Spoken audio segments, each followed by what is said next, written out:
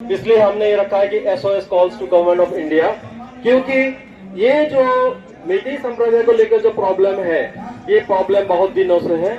इस प्रॉब्लम को इसको इग्नोर किया गया है, ये पॉलिटिशियंस ने किया है, सेंटर से किया है, और ये जो है इनको लगता है कि मणिपुर का प्रॉब्लम जो छोटा प्रॉब्लम है, इससे भी ज्यादा बड़ा बड़ा प्रॉब्लम दूसरे स्टेट में है।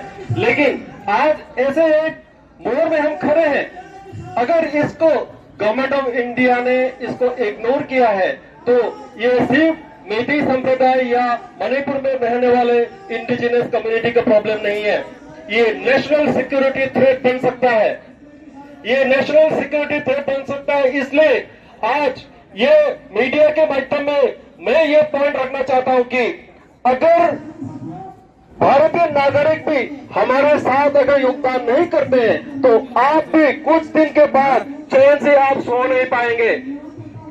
ये मेरे दावा है, ये मेरे दावा है। और हम सिर्फ 3 सीधे पॉइंट रखे हैं गवर्नमेंट ऑफ इंडिया को, 3 सीधी पॉइंट। नंबर 1, जो मेटी जो है वो ओरिजिनल वो बसवास करते हैं सिर्फ मणिपुर में। दूसरे जो कम्युनिटी है मणिपुर में, उनका अलग जगह में भी उनका पहचान है।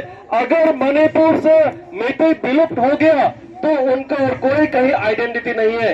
लेकिन कुकी भाइयों के लिए मिजोरम स्टेट है, म्यांमार कंट्री है, वहां पे इनका पहचान बना सकता है। नागा भाइयों का नागालैंड है, उनका भी वहां पे पहचान बना सकता है। लेकिन मेटी अगर मणिपुर से विलुप्त हो गया तो कहीं उनका पहचान बना नहीं सकते हैं। तो ये बहुत इंपॉर्टेंट बात है, और इसलिए मेटी को कॉन्स्टिट्यूशनल प्रोटेक्शन चाहिए।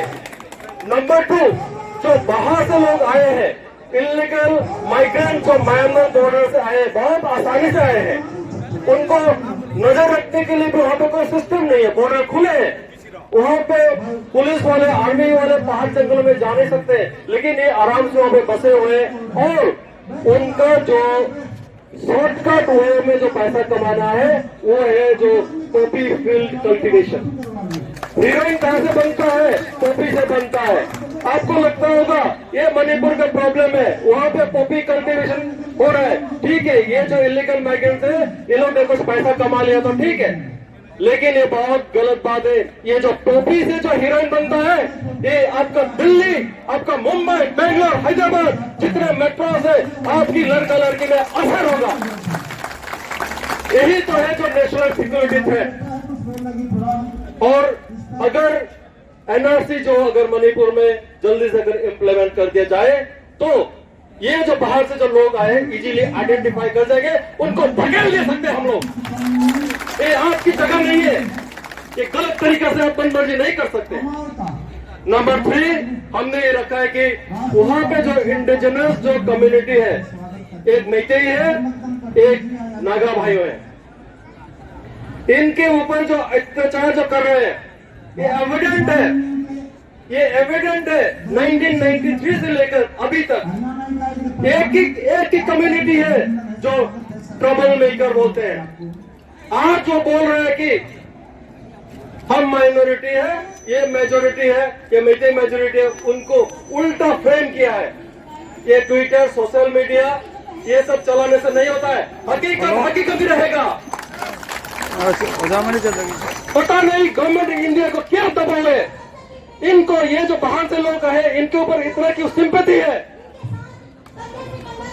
ये गलत बात है।